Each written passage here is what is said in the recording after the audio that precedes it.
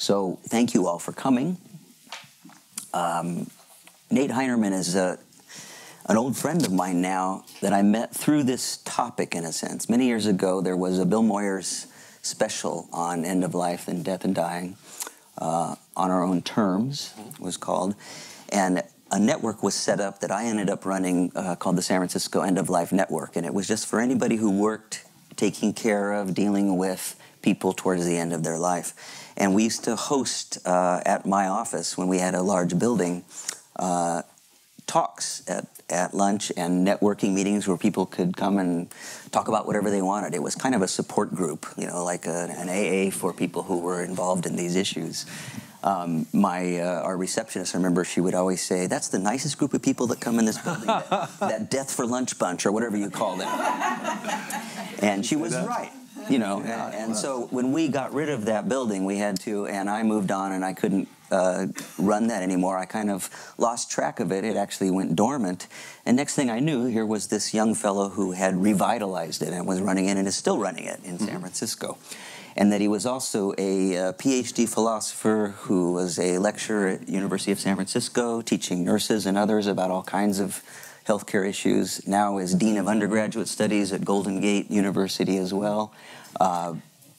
Runs for 13 years now, I believe, an international conference on dying and death. That this last one was in Czechoslovakia. Yeah. And has a number of books out on these topics as well. So a really unusual guy, because I used to say at the end-of-life lunch meetings that this was a very select and really weird group of people, because most people do not like to talk about this stuff until forced into it. And there was actually a huge poll, Roper poll or something like that many years ago. It said the two most frightening things for Americans were death, and number two was talking about death, followed by public speaking in general, right? So what I want to start with Nate today, before we get into some of the issues, was to really ask him, what's a nice young guy like you doing immersed? You know, he's a father of young kids and beautiful pets, and you know, and has been into this now for quite some years. So how did you get into this realm of talking about end of life and death and dying? Well, first of all, it's good to see you. Thank you for today. I sure do appreciate our friendship over all these many years and admire you. And I've appreciated, too, this space. I listen to the podcasts and Michael's leadership and the ecosystem that emerges here during all of these gatherings. It's really chicken soup for the soul for me. And so you can imagine what a tremendous honor it is to be able to sit and be part of this and to lead a conversation. Of course, in the spirit of intellectual humility around these questions of meaning and value and relationship as they intersect in all the ways that they do in our lives. This is something best shared and discussed as a group, because I want to learn from you too. So I have I picked a couple of things I thought I could read to just give us maybe some common ground or some common language, and then we can open it up and pass it back and forth. To answer your question in a nutshell, you know, Plato insists what? That you live in an examined life. Well, I was working with a philosopher over at Cal, and it was around Martin Heidegger's work, and he has a famous phrase about being toward death. And I had a Jesuit who was on my dissertation committee who said, and he didn't like Heidegger at all, and didn't like the fact that I was working with Dreyfus across the block, and he said, if you want to do, he said, well, I'll tell you what he really said. He said, the theoretical consequences of any assertion are borne out in the practical consequences. And I looked at Don, my mentor, and he said, what I'm telling you is you need to probably become a hospice volunteer if you're really going to get into this existential philosophy, because you've got to ground the esoteric and you've got to ground the theoretical and what it's like to really do service. Otherwise, you'll never know what you're talking about. And so I became a hospice volunteer through Zen Hospice Project, which was another way in which our paths intersect, although we weren't there at the same time. 6 months into the training and to the service changed my life, changed my research interests.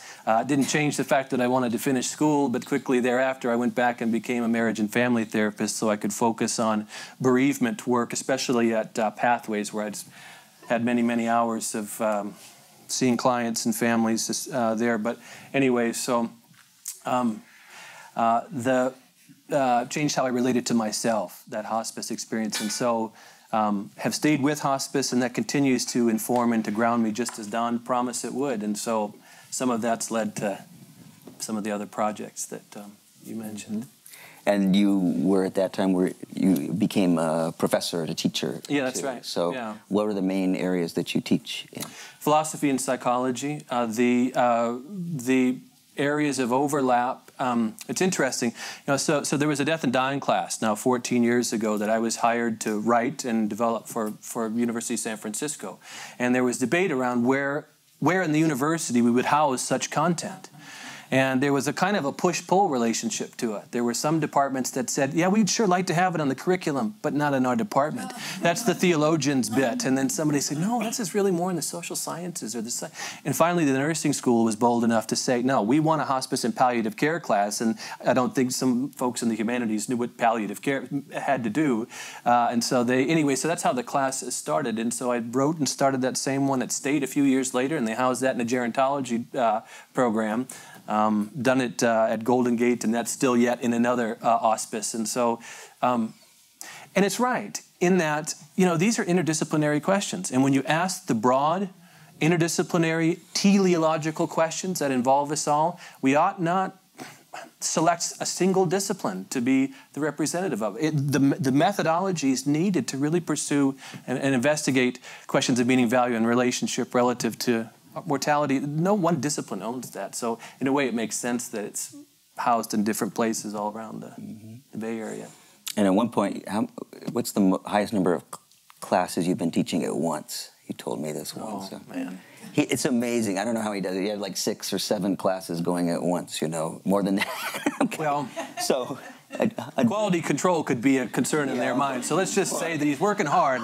He's pounding the pavement. He's running and running. I've always been, I would get exhausted just talking to Nate about what he's been up to sometimes. Well, yeah, well, Steve gets exhausted with me for all sorts of other reasons too. But one of the things that, but it's and you've heard this said, and people have said it as part of this series in the various podcasts, but it is the abiding privilege, and it's the energy that you get when it makes all the sense in the world if you're in it, but sometimes from the outside people, scratch their head. But to really be present, and in the truth-telling process, I think, unfortunately, there's a lot more there's a lot more truth-hearing in the truth-telling process than one might otherwise think, and the gift of being able to sit, be present, especially in a room full of students, and to teach and learn from their experiences, to facilitate sharing in a dialogue, and to really sojourn with them rather than to sort of come up as a subject matter expert.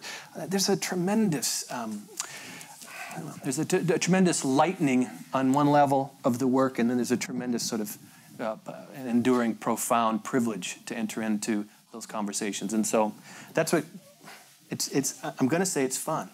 It's something worth... Well, that comes through in you. Okay. So you wanted to start with telling us, to read us something and tell us some... So one thing that philosophers are supposed to do anyways is to help us revise or retrieve new meanings or lost meanings or significance from the jaws of the tyranny of the mundane. And sometimes one strategy to do that is to take language, common, ordinary language that we use, and to sort of... help us reflect, I guess, on what's really being said, or another channel. And I wrote an article a few years ago called Habits of the Heart and End-of-Life Care. And I just wanted to read a couple excerpts from it, because I think it'll, as Raymond Carver likes to say, it'll show you where I'm calling from. And yet, we just from the outset, and we'll get up underneath the hood of this as we talk, but there are really, 2 watershed changes in and around dying. There's the change within the past 100 years around how we're dying, what we're dying from, who's doing the care. There's that piece, and that's absolutely important, and we ought to look at it. But then there's a very incredibly recent, we're in the middle of it, the past 2 years. There's a bellwether shift again around, it's a burgeoning movement around the infusion of something called palliative care that we're going to talk more about.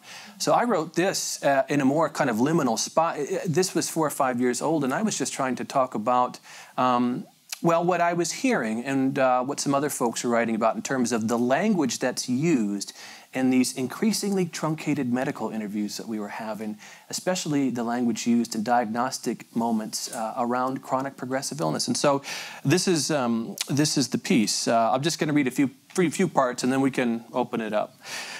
Medical discourse is replete with the language of war often, and such phrases as the war on cancer, magic bullets, silver bullets, the therapeutic armamentarium.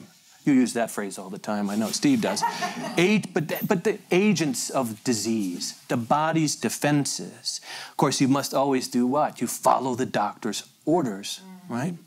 And these phrases are deeply ingrained in our medical rhetoric. The mindset engendered by this discourse of war renders the patient as a battlefield upon which the doctor/combatant defeats the archenemy disease. The reified disease becomes the object of the physician's attention in most cases, displacing the patient as the interlocutor in the doctor-patient relationship. This shift of attention is exacerbated by contemporary imaging methodologies, and patients who in Foucault's clinic become open to the medical gaze are rendered totally transparent, perhaps even virtual now.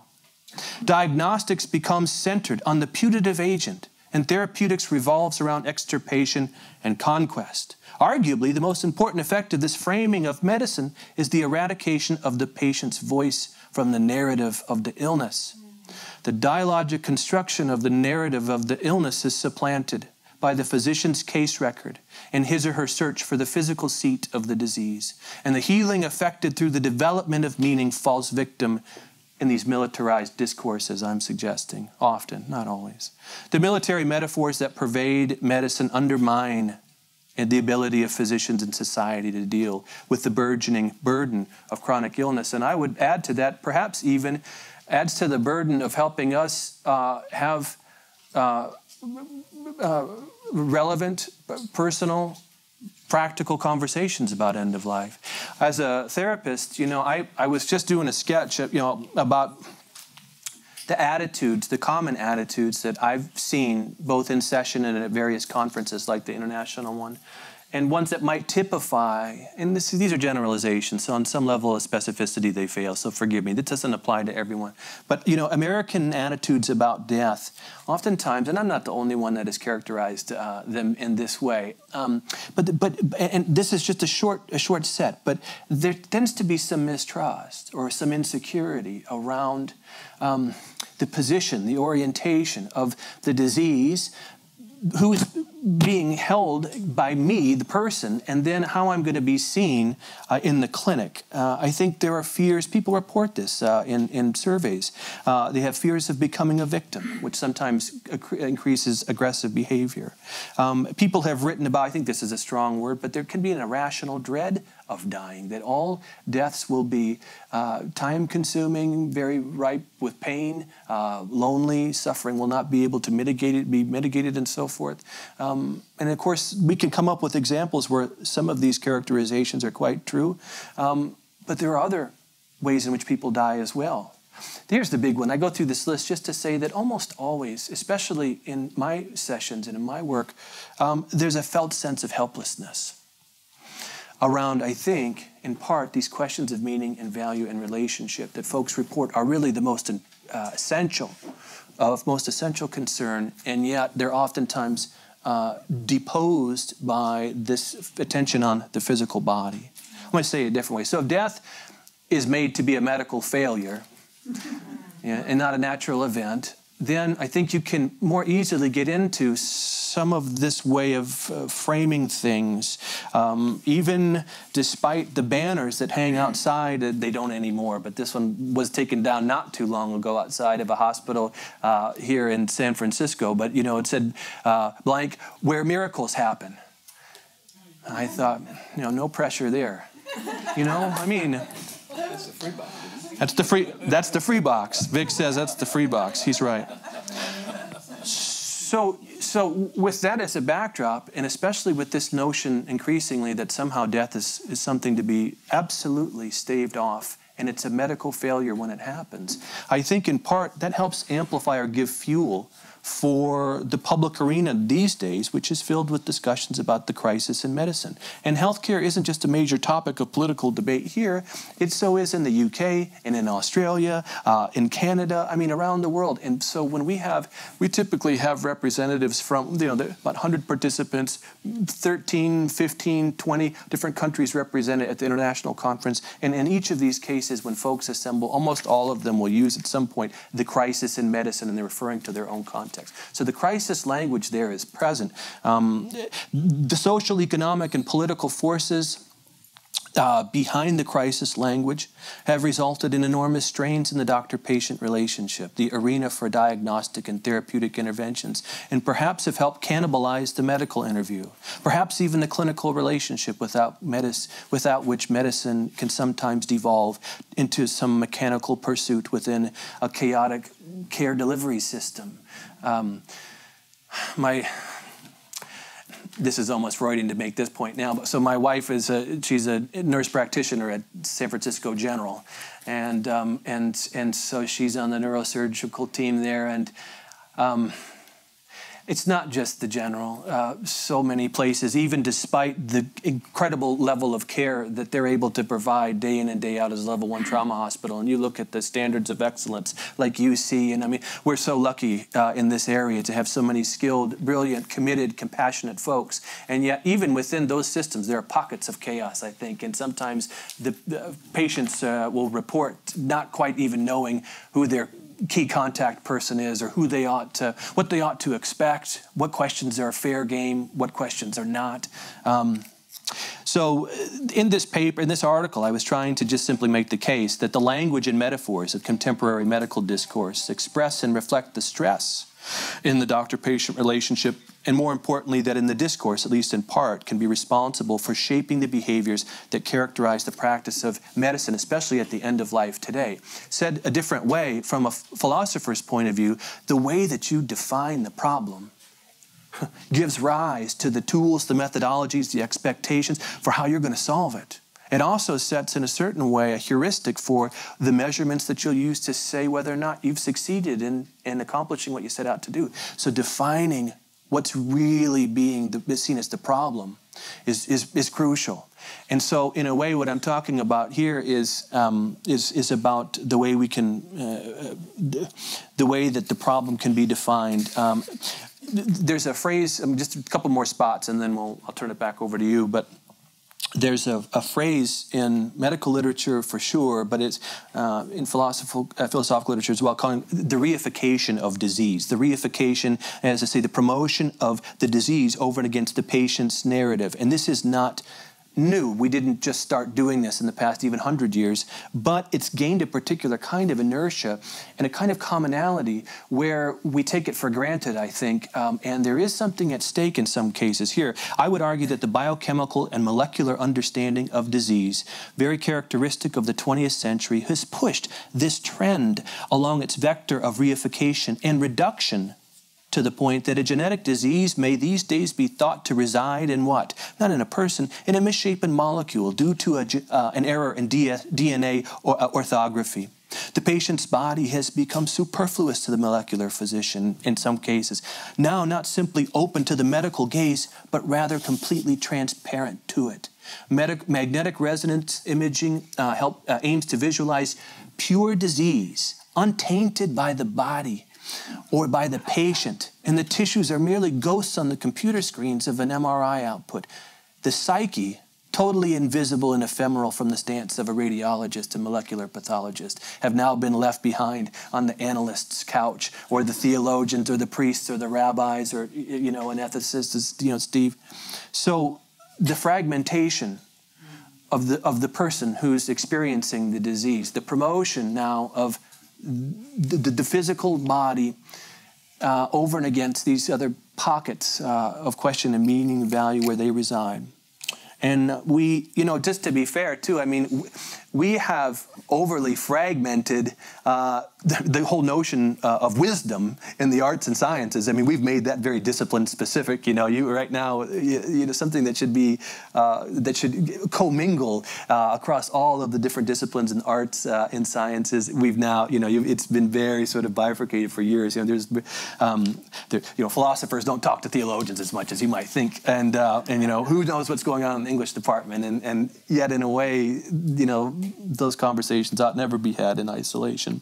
So anyways, the reification of disease leads to what some have called the tyranny of diagnosis. So the shifts of locale for the diagnostic act are the result of increasing technological sophistication, from the stethoscope to the MRI machine and even the Human Genome Project. And this development reinforces what myself and others have called the tyranny of diagnosis, which once again puts the doctor's desire, the doctor's need for diagnostic clarity, perhaps ahead of the patient's need for relief of suffering. And so now we get into a question around, is there even an ethical mandate to treat suffering?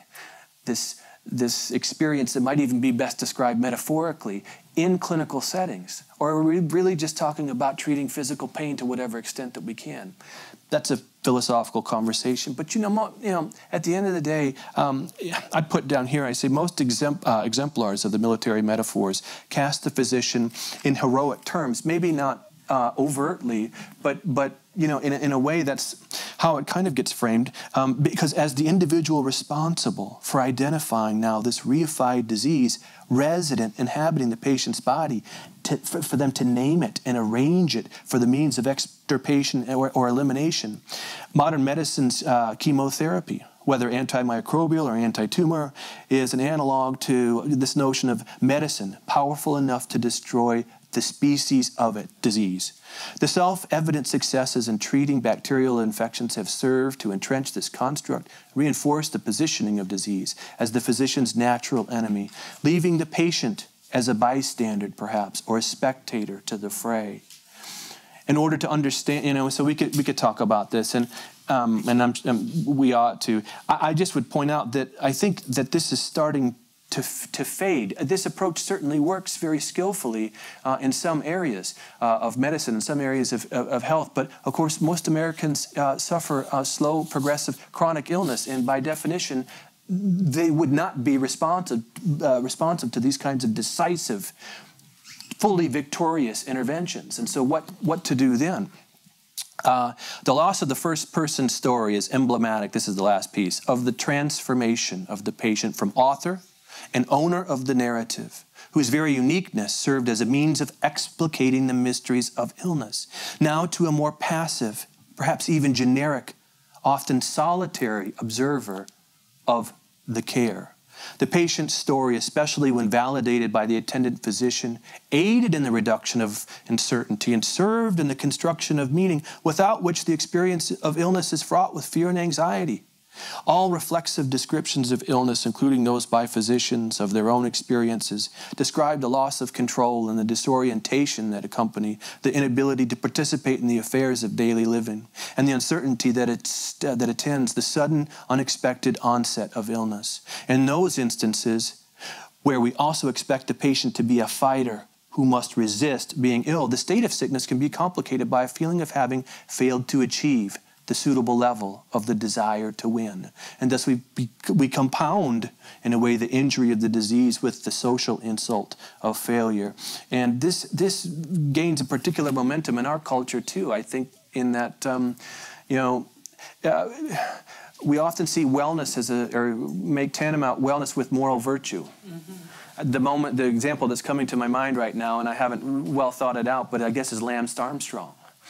The heroic, just the pedestal that he was put on, and because of his health in a way, and yet, and the subsequent morality that was associated with him. It's just kind of it's more of a subconscious thing, I think. But and then how we were able to overlook some of these other things that he was doing in order to succeed. Said differently, when illnesses are made. And talking about illnesses are made to seem taboo, folks feel walled off. They can feel stigmatized by the diagnosis and then be handed in a certain, perhaps subtle and perhaps not so subtle way, a mission to fight, beat, win, and conquer. Against who? A certain version of themselves. I'm just saying, in some instances, this isn't perhaps the most helpful. There may be other instances where this is precisely the way to go, and I would never take that language, military metaphors or otherwise, from a client. That's theirs to use. I'm just saying I would be cautious in introducing it. I probably wouldn't introduce it. Here's the last piece, the capacity, and we all would agree to this, but how exactly we do this, this is food for thought here in this next piece. The capacity to listen attentively and actively, we would agree, is a skill necessary to the proper practice of medicine, is an integral part of the clinical method. In this context, the clinician's capacities, habits, you can call them art or science, are crucial to the curing, caring, and healing. They're not add-ons. They're not part of a finishing veneer done in a medical school. These are, or done just to make a person feel good, a patient feel good. I think that these are attributes that are intrinsic and foundational to the capacity with which we're, as carers, all of us, we can relieve suffering. And it's not simply for patients that medicine, or people who are caregivers these days, especially at the end of life, it's not just for us that we must create new metaphors. What's also at stake is the very persona of us as caregivers, whose own identity cannot be rooted in warfare and assault, perhaps, given the nature of our work. When physicians or caregivers forget how to listen to their own clients, their own patients, they also can become deaf to their own soul. And there's a kind of a homiletic quality to that, but, you know, how to be present, how to be open, how to serve without tipping over or profoundly dissociating. How to use the language that's true and appropriate and so forth, that invites a kind of deepening in the relationship, rather than to carve out a particular piece of what someone comes into the room and claims is having a problem, and then reify that and ignore the rest. Anyhow, so this is, now you get a little flavor of what some of my other research writing projects have been about. So you're diagnosing this war, in a sense, and with the many problems being the overspecialization, the negative side of otherwise beneficial technology, yes, yeah, the psychological boundary issues that people have to come up. And we've both been in hospice realm, and so one of the symptoms of this war for me is that if you look at hospice utilization around the world, in the United States, the average length of stay when hospice care is either brought in or a person is sent to a hospice, the average there is around 2 weeks that people are there. If you go to Europe, where they've had it in a longer sense and have a different health system and in some ways a different culture, and Japan and even Australia, it's 2 months, right? So 4 times as long. And most people would say that for many, and there's no rule, like you say, patients vary widely, people vary widely, but for most people to do what hospice is meant to do, which is to change the goals of people's cares, to control the symptoms that haven't been controlled, and to work some sort of emotional and psychological healing to prepare people for the end, it tends to take longer than 2 weeks in whatever setting it might be. And so the reason that's usually given for that in this country is the things you're talking about. Yeah. You've got this technology and you got specialization and you have a war mentality. It means you fight to the very end no matter what. Yeah. And then when you say, well, that didn't work, yeah, well, you're right. Head off to the hospice or bring them in. Some people in some models, I mean, in the old days of general practitioners and internists, that care was given right up to the end. Nowadays, and I'm a huge fan of hospice, as are you, and when it's done right.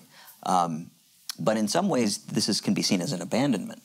You know, the people who have been taking care of the patient right up to that point are then saying, okay, here are these other people. Now, you know, it can be the best thing. I've seen many times where somebody was not being dealt with well still in the curative sense in the clinical setting, and then when they got to hospice, just all these symptoms were taken care of. But you make this great point. You know, the care always happens in the context of a relationship, doesn't it? And that care, certainly, obviously, it's affecting the person and his or her family of choice, but it affects you too. It affects us, me, the caregiver. I'm not a tabula rasa, I'm not a blank slate, you know, that Freudian metaphor. I am involved, and there's a part of me that is brought to the care.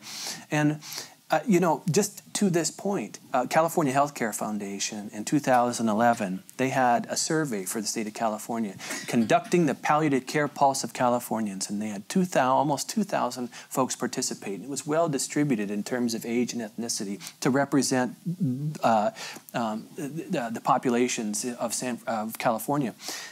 One of the first questions we ask in that survey, what's most important to you at the end of life? Four-way tie for first. Speaking to the point that Steve just made, four-way tie. Don't want to die in pain. Want to be at peace spiritually, which was, I had, basically the intersection of questions in meaning and value and relationship, and to get support in examining those. Don't want to burden my caregivers financially. Don't want my caregivers to argue, to fight about my care. 30 or 40 other options, opportunity to write into from other things. You know what was dead last on that list? Have a good relationship with my doc. Die at home. But if you go back to 2000, 10 years before, those were 1 and 2. Because it used to be that you couldn't even, how could you do? Man, I'm from Appalachia. And even when I was, this is the 60s, early 70s, we had a family, the doctor came to us. She said, there's no possible way I can understand what's going on with you without knowing the family system. This even in contexts where people were dying in the home. While that is a major event for the person who's dying, absolutely, it is having a profound effect on the people living there too. It's sometimes, I remember what Dr. Corbett would say, such and such has come to peace with it. It's you all that are having the problem. And, just the way of an integrated family systems approach to medicine and again, the reification of the disease was not so overt. And it led to a different kind of living with mortality. I think one perhaps that was more able to be normalized, validated, discussed, reflected about. I don't think... some of this is art imitating life, but then I think it goes the other way too. But Americans past 10 years have been so fascinated with these shows, CIS, and well, you think about House. You've each seen a House episode before, haven't you? House. Well, for those of you that haven't, listen, there's an archetype to it. So it's a 60-minute show. First 15 minutes, the problem presents. It's something unfixable. The next 15 minutes has the most brilliant interns in the whole country, making guesses at the riddle. Next 15 minutes, their interventions are failing, and you get now House coming on the scene. He's incorrigible, he's irascible, he has zero bedside manner, and there's almost kind of a charisma that emerges from that. He's so mean to the patients, And in the last 15 minutes, he saves the day. The patient is saved.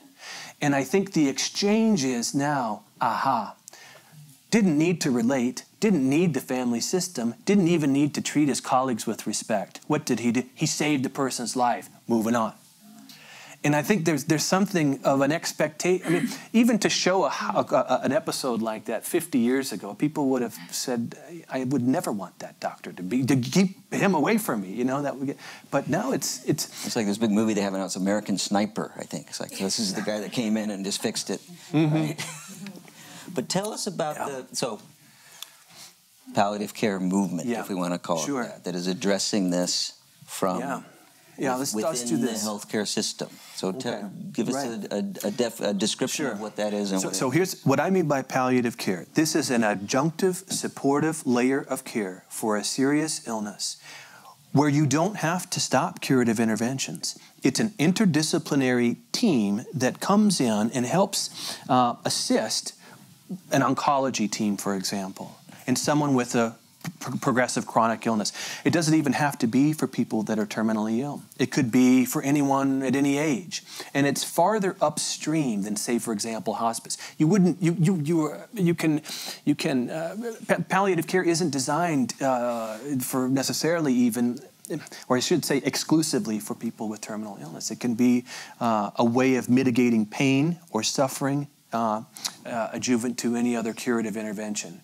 We're lucky here in the Bay Area, 9 hospitals out of 10 have a palliative care service. More and more those palliative care services, which used to be clinically based, i.e. you had to go and drive down there and usually say to your treating doctor, by the way, I want a palliative care consult, because it used to be that they weren't necessarily referred or brought in by the treating team so much. Whole host of reasons for that, and complicated ones, and no reason to. But now it's starting to shift a bit, where we're talking about community-based palliative care efforts, where based in the hospital, all of the interdisciplinary team members that form that palliative care team, so it's the doc, it's the nurse practitioner, it's the social worker, it's the mental health person, it's maybe a volunteer, you've got the spiritual care, some ecumenical version of the spiritual care team, in collaboration with a pharmacist who convenes about the patient's case. An example recently I had, well, not too recently, a couple of years ago, palliative care is always interested in the physical pain of the patient, so wanting the patient to rate his or her pain. How's your pain doing today? It's hard to get to these questions of meaning, value, and relationship if there's driving, consuming physical pain. So you've got to get that under, and if you always check in with the patient, let them teach you about what it's like to be them and what it is that they really want. So you have folks do an assessment, and we did an assessment one day, and the woman said, "You mean the pain that I have that no one comes to visit me?" And the doc says, "No, I mean your physical pain." See, so so there's what's being said and what's really being said, and palliative care has the time to go to that level and say, yeah, that's the pain. Tell me more about it. Well, I used to give care to my granddaughter, and now I can't, and I'm concerned about who's taking care of her. I miss her. I miss having a role in my house. This isn't where I want to be. This is a foreign territory. I'm in a hospital. I don't know the medical nomenclature. It doesn't smell the same. I hear the grr and the whizzes and the cries of the people that are around me. I don't understand entirely what's going on. I'm confused, and yet I get that there's this sort of driving momentum that somehow something is being done. Some goal is being sought after, and I get that it's for me to get better, but what I'm really concerned about is my granddaughter or my pet, or you name it. And so palliative care takes the time to have those conversations on that level of the suffering piece or the interdisciplinary nature in which we live life. And part of that includes living with illness. And so palliative care, in that way, the way I've described it, when we do these international conferences, I always have some person that'll say, what you mean by palliative care, Hinerman, is good care. That's what you're saying. You're saying good patient-centered care. You can put some technical verb, but what you're saying is you privilege the patient as best you can, and you take time to listen to, well, maybe that is what I'm saying. And so but that's in the contemporary machinations of how services are done right now. Time is of the essence, and there's a real thrust to make processes efficient and to have questions of meaning and value and relationship and to get into those deep layers. Those aren't efficient conversations to have. And they're not easily reduced to a checkbox. And it may not necessarily help exactly interpret an MRI. So they began to kind of fall out of a lot of what was happening in our approaches to medicine. So they're coming back. Why?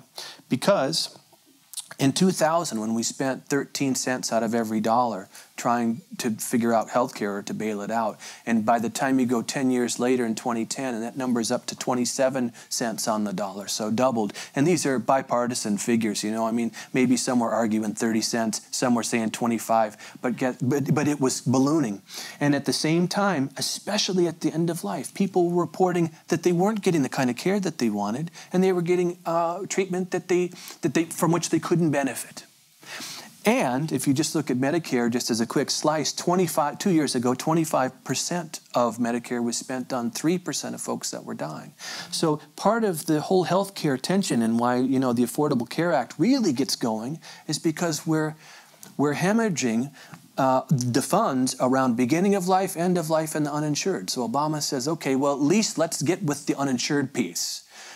We're happy with the beginning of life piece, less than 1% infant mortality rate. That's where we don't want to change that. So now let's look at the end-of-life piece. And the first consult that he had, and if you go to big publications like the think tank called the Berkeley Forum, they said palliative care is the answer to that. You start treating the whole person farther upstream in all the interdisciplinary complexity. You go out to see them if you can. It would save you the admit and the discharge. And if you can improve someone's quality of life, which is the goal of palliative care, people tend to be longer, to live longer. And so, so think tanks, government momentum, it got more and more bipartisan, which led to now studies that were already sort of in the mix, getting more national acclaim. And we had now some longitudinal studies that could show that if you had there's just one quick one, simultaneous care from the time of diagnosis. There's a whole bunch of studies. And if you go to the JAMA, folks like Steve Heilig, who have pioneered so much of the early crucial research, but basically, study after study after study, people that got the palliative care, in addition to the curative interventions, reported better quality of life, improved symptoms, less depressed, less likely to receive undesired care, and they lived longer.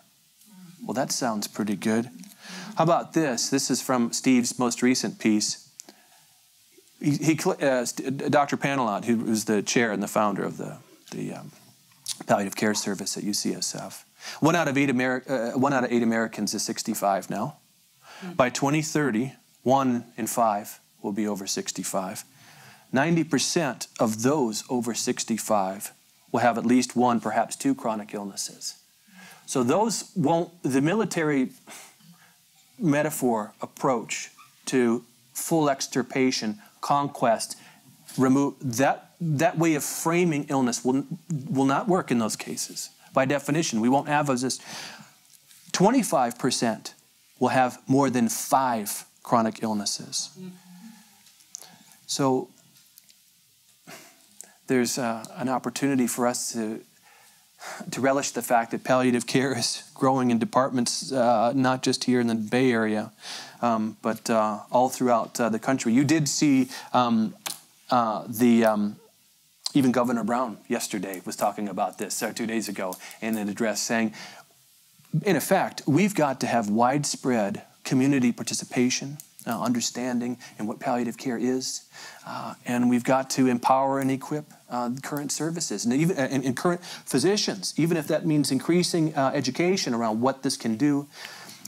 Here's where we have to be sensitive about it. But as it turns out, all of this conversation about palliative care, in the long run, it tends to be cheaper. That's a delicate point to make. Why? Because if it's cheaper, then the debate could be flipped to say, oh, you're wanting to expense. It was the hospice myth. Well, if you put someone in hospice, that'll be cheaper care, and the insurance companies will be happier about that, and so people will die faster, and you'll have some. And so, in part, Sarah Palin started to go there when she was talking about the death panel piece, that it would be, people would see palliative intervention as more cost-effective. Well, that just turns out to be a cherry on top of what actually providing better care looks like. And of course, everything I just said there in the past few minutes these are generalizations. So we would find pockets and certain disease pathologies that have different trajectories where this might not exactly work. But in general, studies are demonstrating what I'm saying. So hence the proliferation of palliative care programs. The medical administrators are calling for it. And when it happens on that scale, you can best bet to expect They've run the numbers. They've run the numbers. And it's a medical subspecialty that's growing and so forth, nurses, and there's continuing medical education programs galore in it now, which is the way that physicians are retrained or get more training in things, because there'll never be, the way our demographics are going with the aging population that you just described, enough purely specialized docs in that, but getting a lot more trained who are in geriatrics and family practice and internal medicine to do this kind of care and to coordinate it is very important. Yeah. And there is now going to be, you mentioned the wonderful Sarah Palin, who her death panel remarks and the politics did result in a gutting in Obamacare, the ACA, of reimbursement for talking about the end of life with patients, but that is now going to be put back in this year. The AMA has developed the coding so physicians can code for it, so that the Sarah Palin damage is being remedied finally in that regard. You know, it took a lot of time, though. You know. Can I add something on that? Yes. In that palliative care pulse, a survey that we did a few years ago, we asked that question, and 85% of Californians said, "Heck yeah, we want the physician to be reimbursed for her time. Of course we do. That makes sense to us." But I just thought I would add too. We asked folks. We said, "Hey, you know, would you even be open to having a conversation with a physician about, you know, these end-of-life things? These are intimate. They're personal." End-of-life discussions are almost like questions about our sexuality for some. They're deeply personal, very intimate. And they need to be borne out in the context of a relationship for many of us. Would you? And so the question was, would you even be comfortable having those conversations? Resoundingly, 79% said, yes, I would want to talk to my doctor about my end-of-life wishes. 92% reported that they had never. 80% and less than 50%, here's the thing though, just for the balancing sake, and this isn't just a medical, but less than 40% had ever spoken to their loved ones about any end-of-life wishes. And so this isn't just a way of framing it medically. There's obviously a lot more going on. Can I, and I promise this is the end of it. You know, in Catholic parlance, when the Pope issues an encyclical, it's like a blast email, not to the laity, but to the bishops, to the folks who are going to be doing the teaching and who are responsible for the education. In a certain sense, the report I'm referencing from the Institute of Medicine, they had a Dying in America report that came out a few months ago. And in a way, this was sort of like a letter from the dean to the other deans of the medical schools saying, we strongly advise some curriculum changes. Here's what they were. A, we need to be more patient-centered and family-oriented in our care throughout the continuum, i.e. we need more palliative presence. We need different patient-doctor communication. It's got to change. It can't be truncated. We know that the literacy and the takeaway is thinning more and more. We need a different way of communicating and in honoring and listening. It says physicians need more education and development in this area, not just at end of life, but especially around palliative as a subspecialty, and policies and payment systems much change to accommodate an increased role and presence. So when the Institute of Medicine is leaning on it, when the president is saying it, when your governor is calling this for, hey, we need more palliative care, and the hospital administrator at Kaiser's, saying we just added 5 new palliative care slides, we're starting to see a change. And 5 years ago, I mean, I don't know if I'd have seen it happen this fast. Yeah, I don't know if it's changed much, but I used to, well, one thing I'd say is contrary to popular belief, doctors are people too. Of course, oh yeah. And so I used to, when speaking to medical audiences, I used to make, and I would ask people to shut their eyes so nobody would be embarrassed. I would ask people, raise your hand if you have filled out an advance directive, durable power of attorney, advance directive for your own health care. Was generally around 40%. The general public is around 30%. Not much difference, really, right? Yeah. So, I mean, it's just a human thing to not think about it. But we should mention one of the tools. You and I have actually shared a grant, and I brought this up, I think, before here. There is actually a document for when you do get illness, and that we're now actually, it's called POLST, Physician's Orders for Life-Sustaining Treatment. It's a bright pinkish kind of form that goes into your medical record where you actually can specify in a dialogue with your physician what preferences for treatment would be. And so we've been officially, by a grant, we've been POLST pushers for the Bay Area, and have been getting it out into hospitals, and it is something that's becoming a new tool. I mean, if you want to say anything about it, it's basically a tool that focuses. It helps to have an actual form, and I think I've published it in a journal a couple of times, so I'll probably have one, but to have a form where you can use in this dialogue with a patient, and so physicians can actually go down this and say, would you like, in this case, antibiotics, resuscitation, et cetera, et cetera, et cetera. Mm-hmm. I mean, so this is, most of the other ones are legal documents, or the other ones are durable power, et cetera. This is actually a medical order that goes in your chart and follows you around. Yeah. So it's something at some point when you're, and it's for people who are already facing a serious illness, but it's something to bring up with your physician to say, you know, do you have post forms? They're in the hospital medical lounges now and so forth, you know. It's a way to enter that conversation even if you don't have the diagnosis yet that requires it. So yeah. I mean, this is this post paradigm is an effort to shore up both educational awareness for families and for patients, but also to incentivize professionals, especially doctors, but perhaps nurse practitioners, to engage a conversation when folks are medically frail around very specific kinds of treatment, mechanical ventilation, CPR, and tube feeding, in effect. And it's not some vague kind of hypothetical conversation. It's grounded in what we know to be the case given the illness here that's presenting in the room. So we know this is happening now. So to have someone walk through and say, given where you are, this is what CPR would look like. This would be the needs. These would be the kinds of, we'd have to transfer here. Or mechanical ventilation. So to go through each one, to do some psychoeducation, and to get most importantly, to get a picture from the patient, and if relevant, his or her family. Is this teach us about what it's like to be, what do you want? So that we can help, so that we can know what it is. And you have to revisit that document every time the prognosis changes. And so this is a living document, but it's a tool. I like it mostly because even in many cases, in the boomers, tradition, most of us weren't mentored in having these conversations. We don't, whether you're coming from a humanities background or a medicine background, but to engage around these end-of-life wishes. Again, when to do that, how to do that, when would be urgent clinical indications to do that. Most of us haven't had that training, and so these conversations tend to just sort of remain at the periphery. And, well, it is one of the great former leaders of Zen Hospice used to say, hope is not a plan.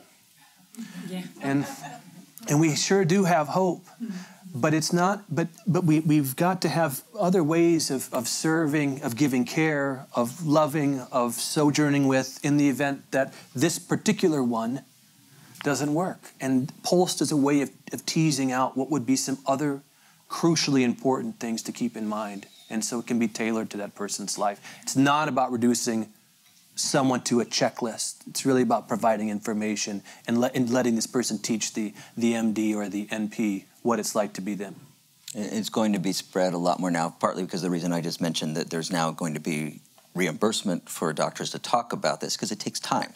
And, the structure of reimbursement has focused very much incentivize people to do procedures rather than sit and talk, right? But that's going to change a little bit, at least in this respect. And also, we just passed, I actually wrote this myself, in some other states, nurses can do it as well, nurse practitioners, and who tend to have more time because they tend to be on salary, et cetera. They aren't incentivized to do all these procedures. And they also have as good or sometimes better training in these kind of discussions than a lot of the doctors do. So we just passed a policy at the state here to change California so that nurses can do it as well. And it'll take a year to do that. It requires a regulation change, but nurse practitioners will be able to do POLST as well. So cool. Let's talk about another topic. So here's today's San Francisco Chronicle, and the top article, the lead article is State Bill Spells Out Right to Die. Right? So this is about the topic of physician-assisted dying, which has been around for a long, long time and is controversial, et cetera, et cetera. A couple of legislators have now, again, and this has happened a few times in previous decades, have put out a bill that would legalize this under a lot of conditions. The first one being that you have a diagnosis that you're expected to die within 6 months and that it's imminent and that you go through a screening process where you have some untreatable issues, pain or otherwise. You are assessed psychologically, so to make sure that you don't have a treatable depression, and then you are actually given some chance of taking an intervention that will hasten your death. In hospice, this has been formally a no-no. The AMA says it's a no-no. And the laws, except for now in 5 states, have legalized it in some form. But the real places where it has really taken effect and been evaluated are Oregon and Washington. Yeah. We've had some interesting talk about this because the central irony of this to me, in my experience, and I've worked with this issue a lot with patients in the past, is that if you give them often the right to this, and this has been borne out in the other states, if you give people the issue to say, we'll be there for you, if you want to do this, we'll take care of it, the vast majority never use it, but they may stick around even longer because they aren't afraid of losing that control, and they have the option when they want to.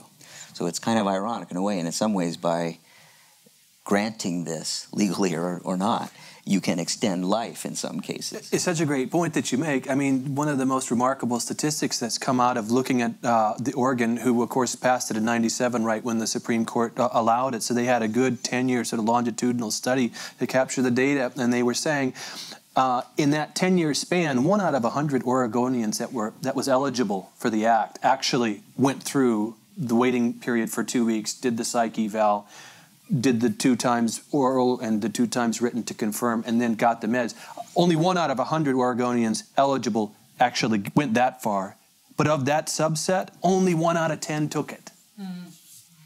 To Steve's point, I think, palliative care, when effective, when present, when it's doing, when it's reaching, I think, some of its goals, can really attend to a person, can serve them, and we're much, much better than we were in 1960 in terms of treating pain. I think Steve and I talked about this. You know, some of the resistance that I had seen in the early '90s, especially, but that still kind of matriculates in ways and pockets and fits and spurts around hospice, had some credibility to it in that in the '60s, many baby boomers saw parents die in pain in ward-like settings with their pain undertreated. And whether that was the fault of hospice, of course, but there was an association there. There was a connotation that was fused. That, well, that's where you go when there's no more. And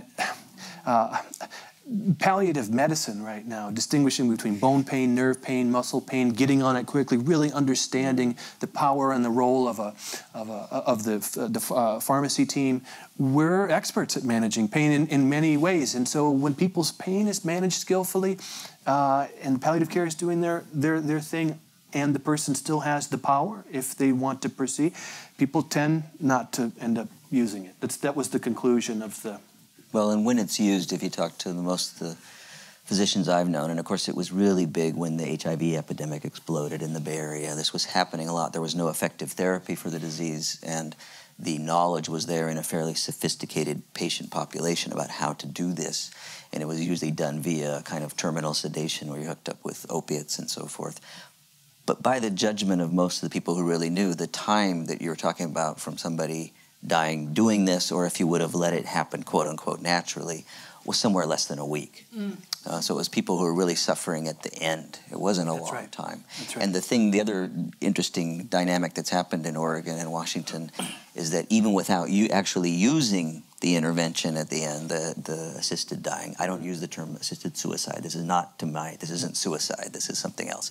But so assisted dying, the amount of opiates and painkillers used in the end of life has increased dramatically because the physicians are not afraid to use them a lot and be persecuted, prosecuted, investigated for doing this. So it has improved the end-of-life care. Now, we're kind of biased. I'm just kind of curious. We have an unusual group here, I'm sure, and just the fact that you showed up.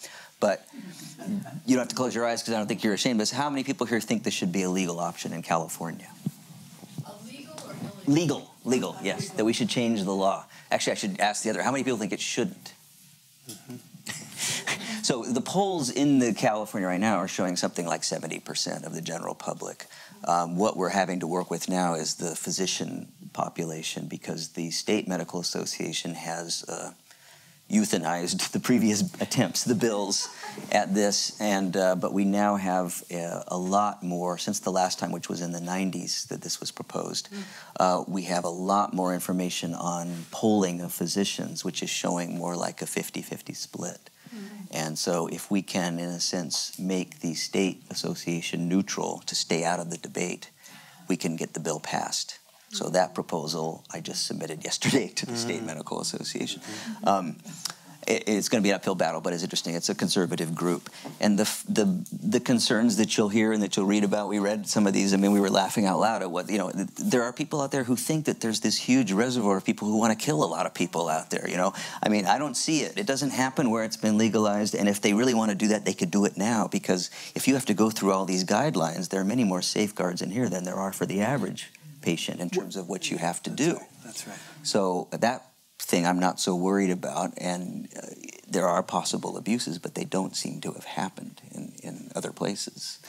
I'm with you. I sure do love in each of the 5 states, and will be inclusive in this particular act as well, that hospice and palliative care conversations are mandated. Talk about incentive. So if someone comes in to talk about that, now there has to be a conversation around hospice and palliative care. When conducting the palliative care pulse survey went out, at the very end, this was a bit cheeky, I guess, but we asked about the participants' familiarity with terms like hospice and DNR and palliative care and all this kind of stuff. And 18% of those surveyed knew what palliative care meant. So it's an interesting kind of demographic, because you've got this survey conducting the palliative care pulse, and then you're scratching your head going, what is that again? Or is that a... So just to your good point then, there's... The fact that the fertile terrain of what palliative care could do, what hospice could do, and to have that framed and given and paid for, even in the event that the person didn't have insurance, I think that's a tremendous gift and an offer that oftentimes we know with all of the late referrals to hospice these days, average length, a couple weeks, less than, this could improve that. So I like that they kept that in the bill. I want to ask you about, so we've been talking about delaying the inevitable, in a sense, or making it at least come in the least difficult way. So it happens eventually, and you work with people. I want to ask you about grief a little bit, and what your main lessons about when the end comes. You talk about, for people themselves, they have what has been called anticipatory grief. I mean, we grieve our own mortality when it comes close and it's coming. Yeah. And much of that, as you noted in those responses, is about other people, about not being a burden to your family, to your caregivers, to anybody. I mean, it's such a fascinating thing, because that's a form of altruism in a sense. It's not about, I'm worried about myself. I don't want other people to suffer because of me. Yeah. So what can be done about that? What are the lessons there, in a sense? So can I share with you? This is, if it's not too boring, and you can stop me if you want. But there was a book I did a while back called "Preserving the Dead and the Lives of the Living," and I used a study there of 200 students. And I had asked them, this was in 2002, sorry. So this was a year after the events of September 11th. And I was asking them questions around their grief. They didn't know that. So the questions went something like, this was 8 months after September 11th, so whatever date that was. I asked, do any of you experience sleep problems as a result? 5 people said yes. 190-something said no, not really. So do you ever have shortness of breath or clenching of the tummy or sweat when you think about September 11th? 10 or 12 said yes, and the rest said no. I'm sorry. I'm giving it to you exactly backwards. Most people were having the somatic response. This was the one. They said, I asked, how many of you, or did you rethink your relationship with a higher power or with God or your purpose in life as a result of this? Sort of a spiritual kind of a grieving thing. The vast majority of the folks said yes, that this had changed something about the way in which they felt situated in the world. So these are all, the spiritual grieving, emotional grieving. People said yes, and then towards the end of the survey I said, are you actively still grieving the event? I just asked the question, do you think you're actively still grieving? The vast majority said no, not actively still grieving. So this is an issue, not just, these are largely 18 to 22-year-old folks that were sampled for the purpose of that survey. I think there's something ironic about the fact that it's sometimes hard to know when we're grieving. And yet, if you ask someone, are you suffering? This much more metaphorical landscape. It seems to me, at least in my years in a therapeutic space, are you suffering? And somebody look at you and you ask that way, you get people know when they are. It's hard to avoid, it's harder to deny and stave off that. And yet, grief nowadays for so many is so privatized. It's my problem. It's impolite to share it. I don't have the language to share it. What good would it do? The most popular approach to mental health issues these days is cognitive behavioral therapy. In part because it's a heck of a lot easier to assess for efficacy if I say, when do you remember feeling better? And you say, well, I went to that lecture by Deepak Chopra, and right when he said this, I said, boom, epiphany. That freed me up. So we can remember when we had an idea or a first sort of aha moment a lot easier than we can remember when we stopped being depressed. When did you stop that 10-year-long depression? Well, it's hard to say. So cognitive behavioral therapy, of course, asserts that it's not events that cause our affect.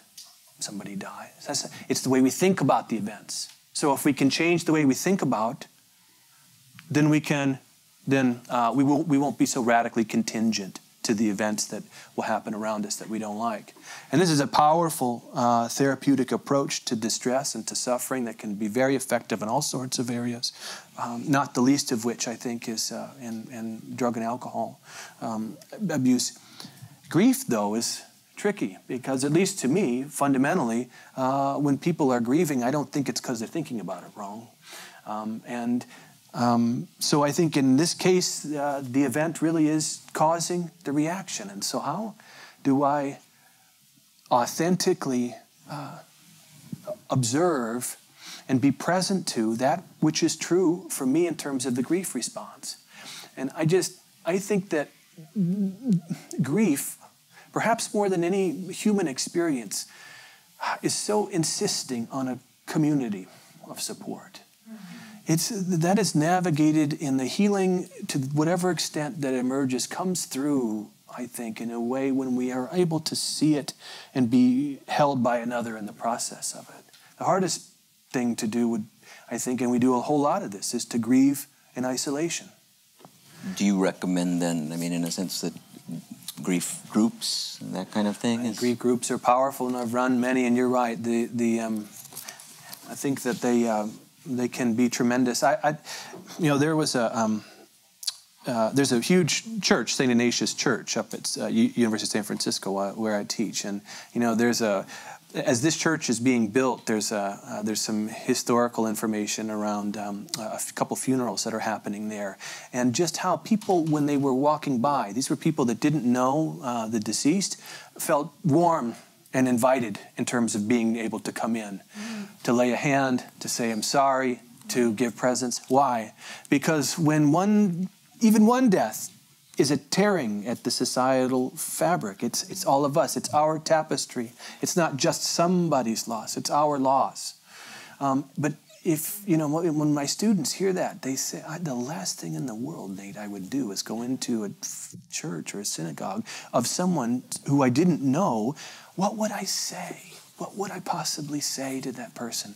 And I think that's it's a complicated impulse to look at, because the what do I say, I think, is born from a place of, I sure would like to help. I sure would like to take some of that suffering away. I sure would like to give them an answer that would free them up.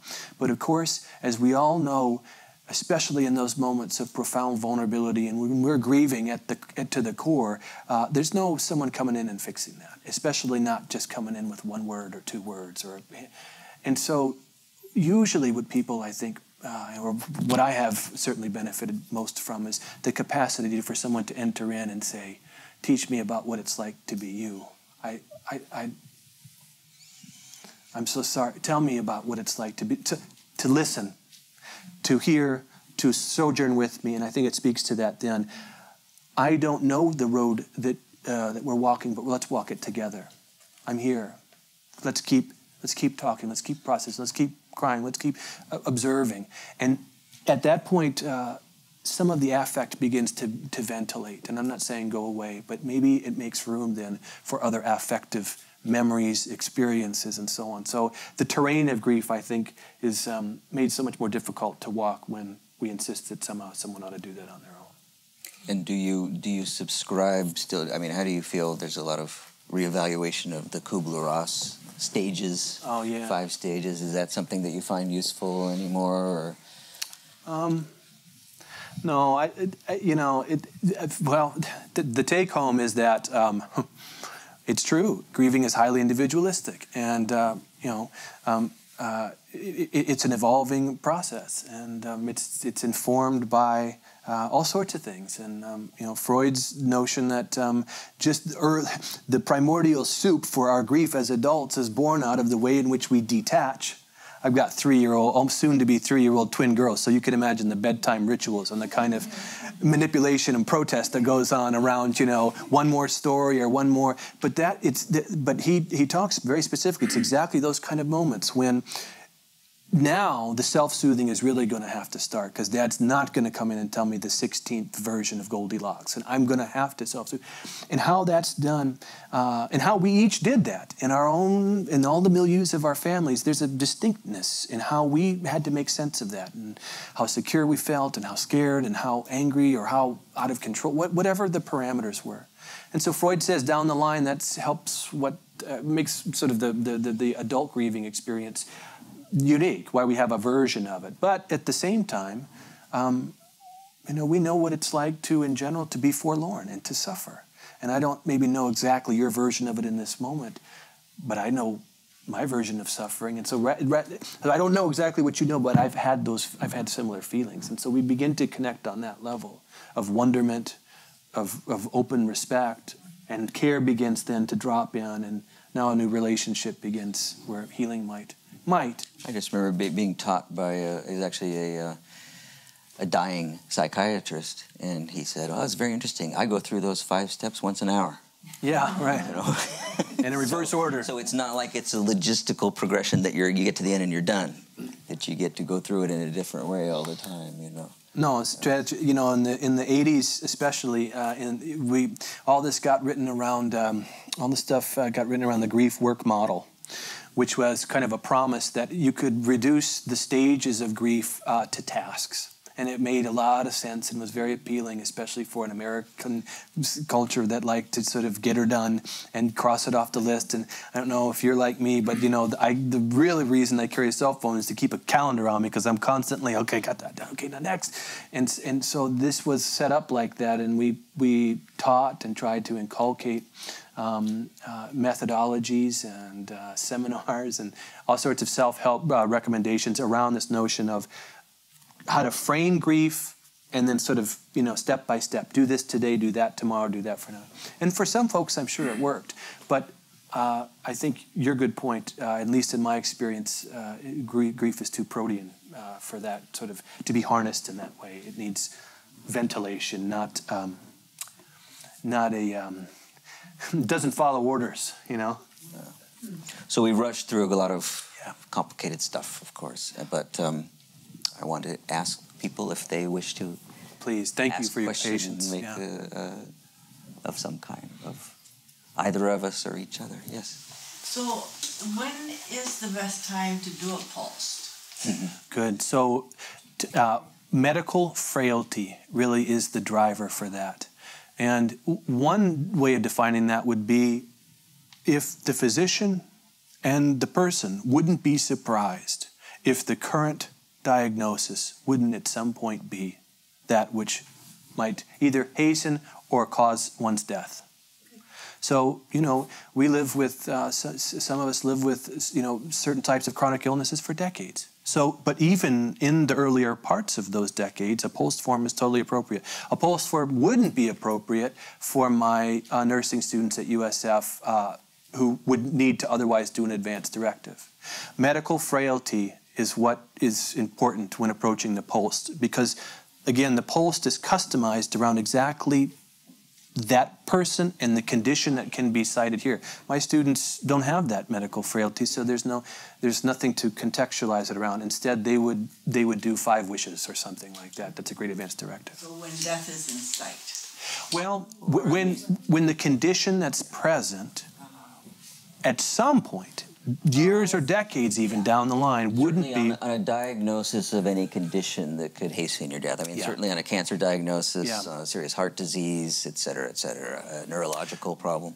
The upshot of this document is that it travels with the patient, so that once these conversations are had with the kind of depth and rigor and intent that's rich, that when the physician signs it, one need not have to go through the, I mean, you can ask to do it again, but the idea is that it transfers with the person, and so those values can be respected cross-institutionally.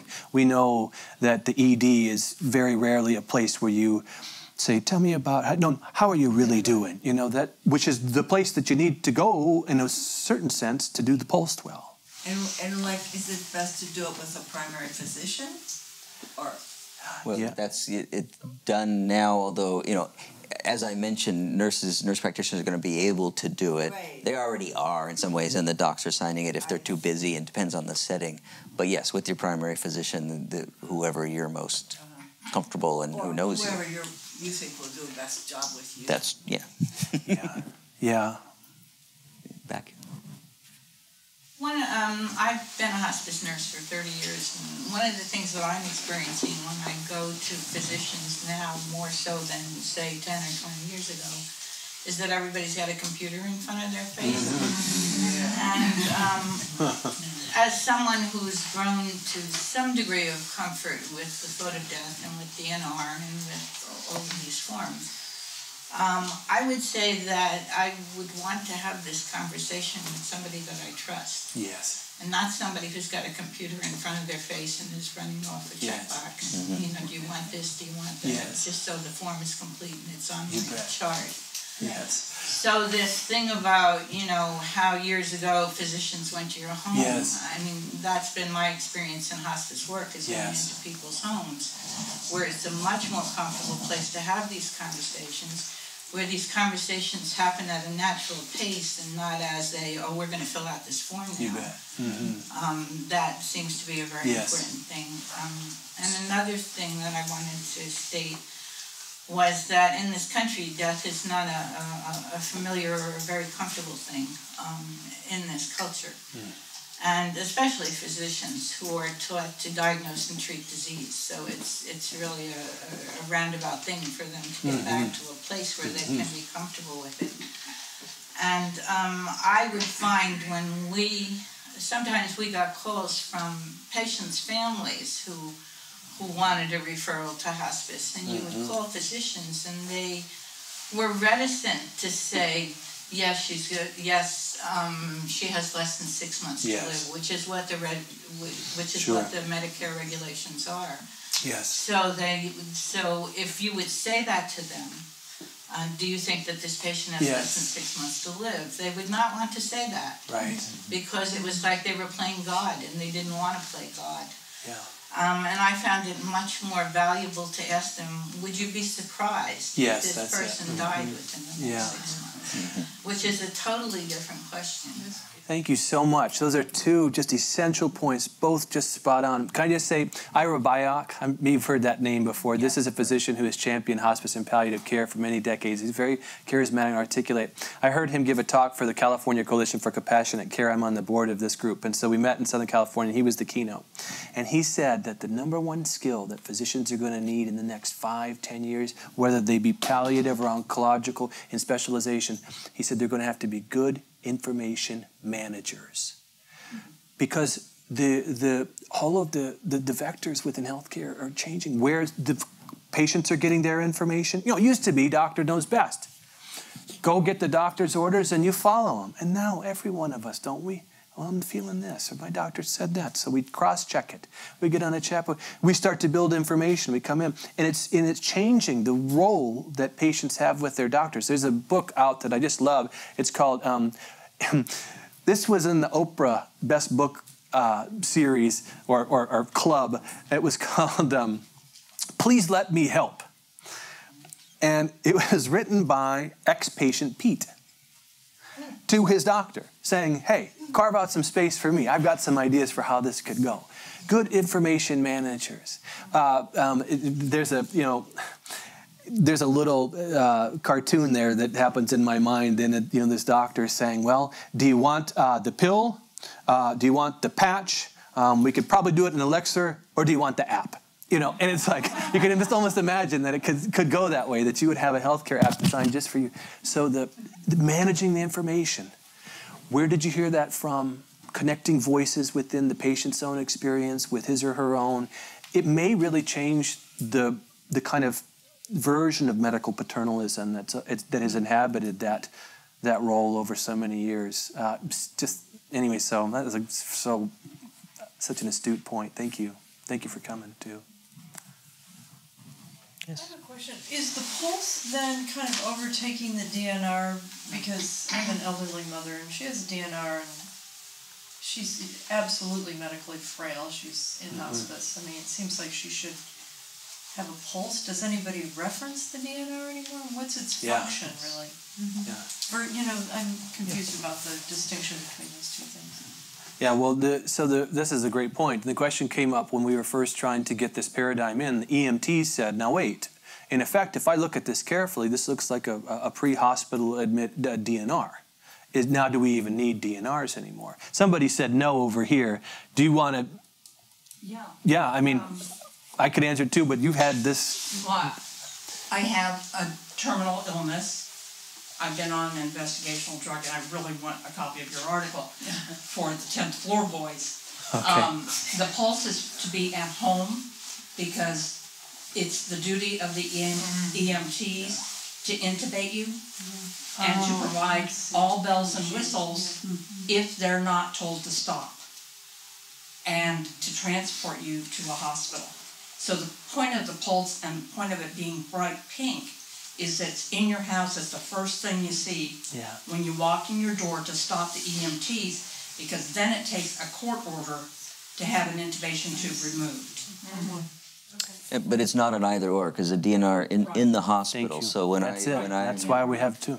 When we're doing ethics consults in the hospital, one of the first questions, often after hearing all the conditions and the prognosis, is this what's the code status of this patient, and trying to, if it isn't DNR yet, for somebody who is obviously failing and is not going to be helped by these kind of bells and whistles, including in the hospital. They often don't work. I mean, this is one of the great mystery or misconceptions, is that you look on television shows and everything, and all these dramas, doing resuscitation tends to bring people back to life. It's not very effective, actually, in most cases.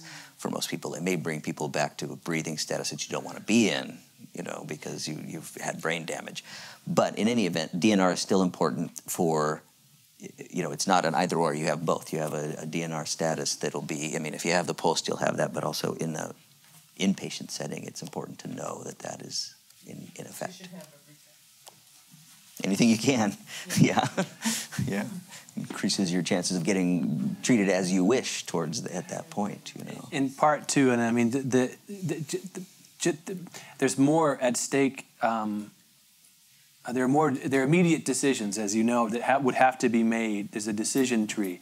If resuscitating, then how about mechanical ventilation? What about tube feeding? And what about the willingness to be transferred to achieve these things, amongst a whole smattering of others? So Post wants to have it laid out and get the approval and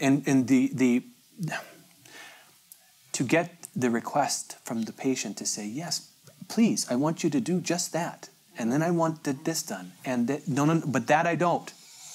And to get it mapped out so the resuscitation is a piece to a whole series of things. Yeah. Does the post, The question over here.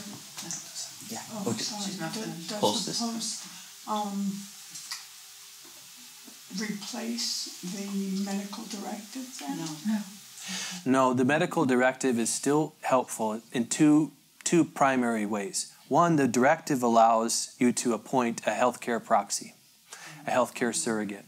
That person's name, or those persons' names, are recorded on the post, but it's not a form where you officially designate that. So the directive is key to announce the healthcare proxy. And the second piece would be, I think, to customize beyond just the nuts and bolts decisions around life-extending technologies, other important things that caregivers should keep in mind. And maybe those are tied more to the questions of meaning and value and relationship. Maybe those are, they could very well, of course, speak to other conditions. My husband is my caregiver. Yes. And has been for 35 years. I had surgery last year. And I didn't put a medical directive in place because I felt he knew everything that I want. But then I had doubts. But I still haven't put a medical directive in place because I've lived so long with this disease. When do you worry, I guess, or when do you actually? You want to do it while you still can. So yeah, I would say so. Yeah, I mean, it's about, these things are, the end product is important, but a lot of it is about having that discussion, both with your husband in this case, your caregiver, whoever it might be if you're not able, but whoever your primary clinicians are. Yeah. So there was yeah. Well, one thing that's occurred to me listening to both of you, and especially when you were talking about grief, is to recognize that in our culture you think if you talk about it once it's over. And what I've learned from people who have lost loved ones in the last several years is it's never over. And some people need to talk about grief over and over again, and it's so important to have that opportunity. And I think the same thing applies to everything we're talking about. That talking about end-of-life wishes is something you need to talk about several different times. All of this is not finished just once, and that's a cultural imperative. You've done it, it's finished, stop. Task accomplished. That's what I was kind of referring to with the Kubler-Ross things, which implied that you start with denial and you end up with resolution and then you're done.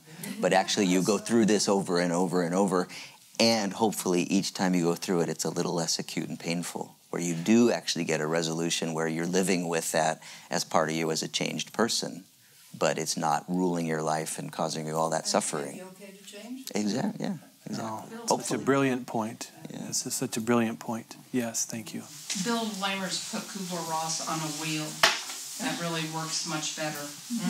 That the wheel keeps spinning around and you might catch us both at a different time. Bill Lammers also gave the greatest response to a question that was a hard one. Someone was asking, so the subject matter expert in the room with all of the parchments on the wall is the MD. Perhaps even being perceived to be on a pedestal in some sort of vague, approach. And so they said, how in the world are you supposed to have an honest, open conversation with someone with a terminal illness without, in a certain way, coercing them into having them take on your view, right? Because you're going to report the facts, but you're going to report a certain version of them that you think are important. And anyways, how do you work with people around truth-telling and terminal illness? And he says, you tell the patient the truth, nothing but the truth, but not the whole truth. And when I show this video in my classes, my students initially get mad. They say, no, you got to tell the whole truth. What you can't hold back. That's, choices based on differentiation, are based on different information, and so you've got to empower the patient. Patient autonomy is utterly undercut if you don't give the full. And Lammers' point, of course, is that there's a lot more truth hearing than truth telling, and he wants to get the patient's picture of what's really going on from there and what it means to them, what's at stake for them. That's all just as important as whatever he's going to say. So the truth telling. You tell what you've got, and as much of it as you got, but not the whole truth, because that's a collaborative conversation of truth that keeps on emerging and growing over time. It's not an event, and it's born out in the context of a relationship, ideally. So I love him for that too. And that's the truth and the whole truth. We're going to call it a day here. I want to thank you all very much for coming to this interesting, difficult. Thank you. See why I wanted to bring you here. Thank you. passionate advocate for changing or ending the war on death, as we called it. We just made that up over a scotch, and we said now we got to actually talk about it. But he was already ready with all the military stuff. Thank you for your time and for coming and for your warmth and your presence. I sure felt it. And if you want to stay around and talk afterwards, I'm here. Would love to. So, and again, the New School, we welcome your donations to keep these things going, and thank you all very much for coming. Thank you.